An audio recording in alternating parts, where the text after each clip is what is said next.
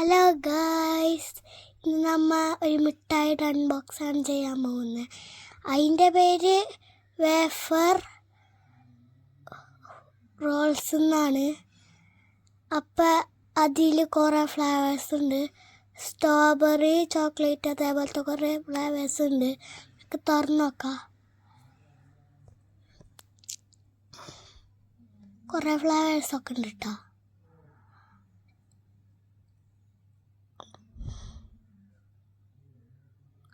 ഇതിന്ന് പറഞ്ഞാൽ നമുക്ക് തിന്നോക്കാം. നമുക്ക് കേട്ടോ. സ്ട്രോബെറി ആണ് തിന്നാൻ പോണേ.